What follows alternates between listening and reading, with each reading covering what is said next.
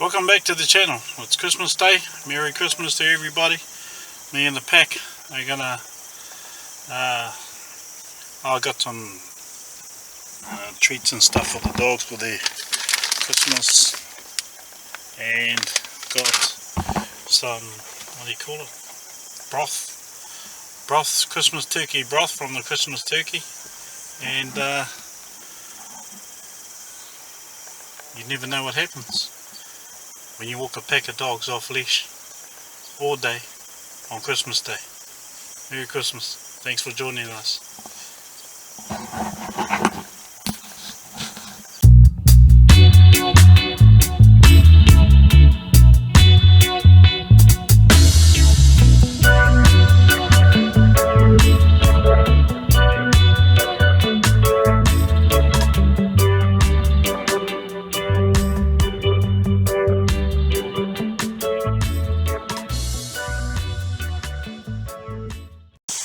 Well, the dogs have already had a few treats. Something they never get before our first walk of the day, but it's Christmas, I guess. So we're all gonna walk, rest, and get fat today. Holly's already gone.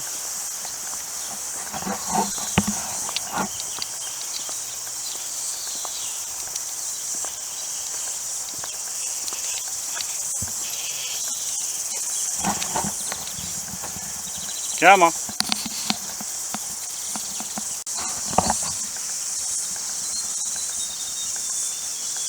Pretty hot out there, and it's only just going on 10 o'clock. So we sort of stop. These dogs here, the heat doesn't really bother them that much. This little fella here, as you can see. Well, he's keen as he goes and runs all over the place. So, but then got to make him sit down, relax. We move on to our next spot. In the summertime, it's really our schedule. In the winter time, we can just go all day, keep going and going. It's nice and cool, so we don't have to worry about the heat. But I don't think you can ask for a better day, Christmas Day.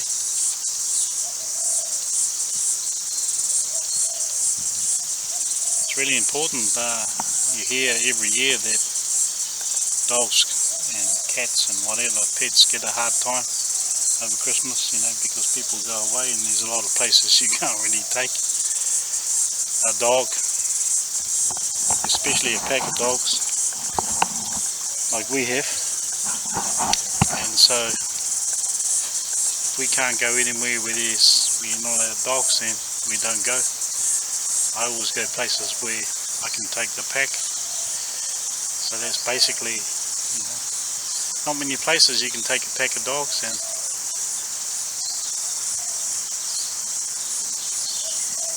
so we either go up the bush or we're here. And check this out. Doesn't get much better day than this. Anyway, we're gonna leave it there, carry on, see what the day brings. I'll show you my, I've got a couple of presents I've been working with lately, and one's a Tatonka 48 litre Norix, I think. I forgot. So that pack there, I've been actually carrying it around, and I'll show you. I'll grab it later and put it on, and training with it. It's got everything in that pack at the moment that I need to go for a hunt for, 1 day, 2 days, 3 days, 4, 5, 6, doesn't really matter. And got it all in a 48 litre pack. Only thing is, can't fit much more food in there, but doesn't really matter. You can get your food out wherever you go when you're out hunting or whatever. And the other thing I got was a Garmin 66S GPS, and I've had it for a couple of years. I got it for a present a couple of years ago, and I've never really used it. I didn't really see the point in using the Garmin for hunting, but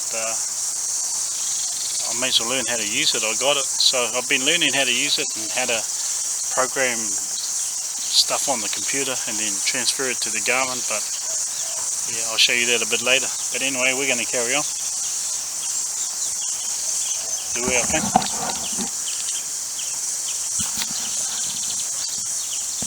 See, look at that fella, always keen as. Look at these ones.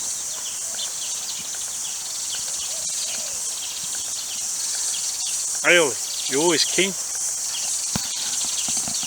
Oh, we're under the trees. Too hot for the dogs. Got that what's that thing called? Bedroll. And I'll show you the pack. Take it on here. So this is the Tatonka Norix 48. So in this pack here I have all the gear I'm ever going to need to go bush, go hunting. It's got a sleeping bag in here, it's got clothes, it's got a cook set, one cook set, it's got a one person tent, it's got a tarp, it's got water straw, filter, whatever, it's got a store, water, up here got all the tools, and that's basically it. Over here it's got the gun scabbard where I can hang the rifle in there, and this is the back of it. Be adjusted, and I'll just show you in here. Went to that place, Kathmandu, to buy me a Kathmandu jacket the other day, but I ended up buying this one person tent. It's called Mountain Warehouse. There, that's it. And so inside here I got everything I need.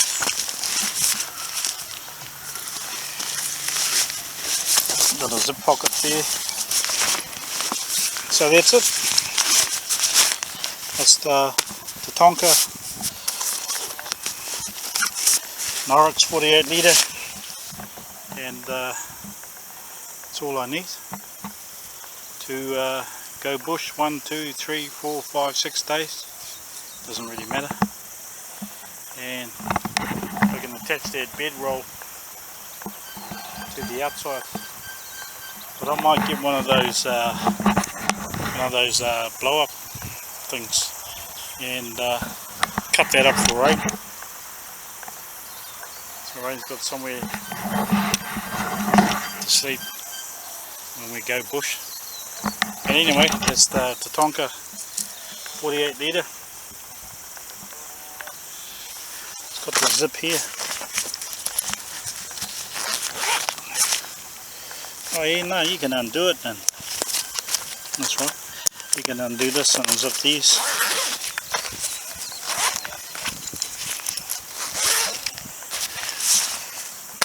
And some of my stuff there. Sleeping bag, clothes, cook set, wet weather gear, spare jacket. What's in here? Well, this is a multi-tool, and not my hunting knife, but that'll be on my my belt. I forgot you can unzip it there, so I can take out the cook set, and that's it. And here I just got the paracord. Still got room to fit more gear in.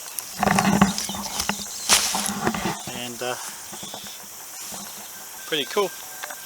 It's not that heavy. I can carry this comfortably on my back all day long, no problems. I wouldn't want to.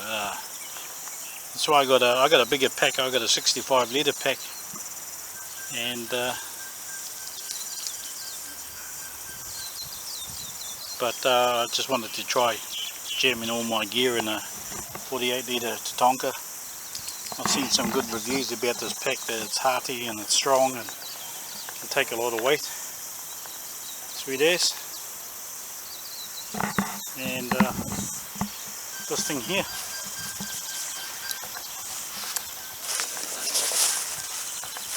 I don't know which way you're supposed to have it. This way you're supposed to be on the ground or up, don't really matter. But anyway, doesn't get much better than that pack. And I can, this scabbard here, scabbard whatever you call it, I can hang it on here, strap my rifle to the side if I want to, and that's it. So I've been carrying it around with all my gear in for, I think I've had it a couple of weeks. So when I'm out with dogs, I chuck this thing on my back, so just do some training with it on. But anyway, pretty hot.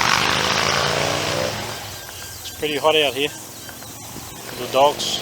I'm going to take them back in some water, and I'll show you that GPS a bit later on. But this was a present. I forgot if that tent was a present or not. No, I don't think so. I think I bought it. Anyway, thanks for everyone who got me this pack. I appreciate it.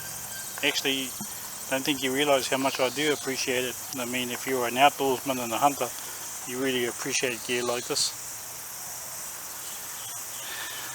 Cool. Well, it's about, well, it is. It's 1:45.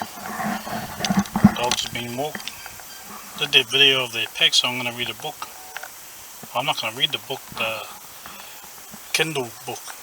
This is a cowboy story, and so around this time, just listen to a book and let the dogs relax for a bit. Then we head off for another walk, and about 4 o'clock I give them some more food, and then we hang out for a little bit longer, go for another walk, and then that's our day just about done. So Christmas Day doesn't really change that much for us. The only difference is the dogs have been getting treats, and they're small treats right through the day, which they never get any other day. Probably New Year's Day will do the same thing, but other than that, our day is basically still the same. It's funny because you see people are all headed to the beaches or for holidays and all that, and man, we get this whole place to ourselves, quiet, calm, and nobody around. And I went down over that way and had a look down to the flatlands, down to the main car park, and people are just everywhere. So wow, man, and that's good. It's good for us and the dogs, because we get to listen to birds all day. Dogs get to be free and do what they want to do. They get treats all day. Doesn't really get much better. But anyway, I'm going to spend about an hour or so listening to the story. It's about a cowboy fella and a ranch and whatever. Yeah, sweet.